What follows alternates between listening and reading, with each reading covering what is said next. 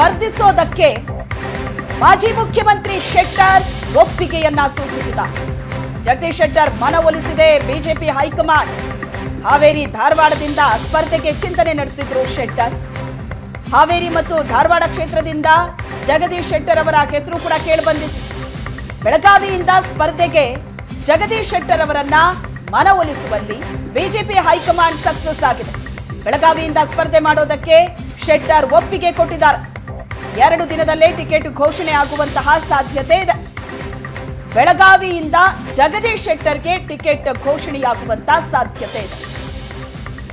ಆದರೆ ಜಗದೀಶ್ ಶೆಟ್ಟರ್ ಅವರ ಗಮನ ಇದ್ದದ್ದು ಹಾವೇರಿ ಮತ್ತು ಧಾರವಾಡ ಕ್ಷೇತ್ರದ ಮೇಲೆ.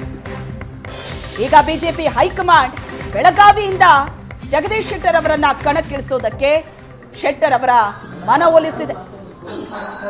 ಇನ್ನು 2 ದಿನದಲ್ಲಿ ಟಿಕೆಟ್ ಘೋಷಣೆ ಆಗುವಂತಹ ಸಾಧ್ಯತೆ ಇದೆ.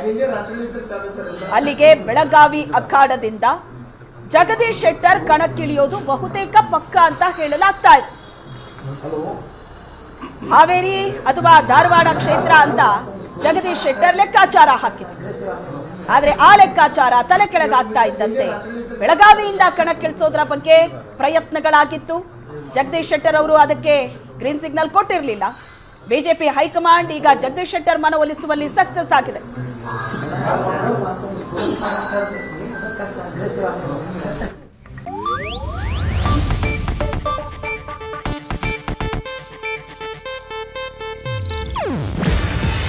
ಇದು ಏಷ್ಯಾನೆಟ್ ನ್ಯೂಸ್ ನೆಟ್ವರ್ಕ್ ಪ್ರಸ್ತುತಿ.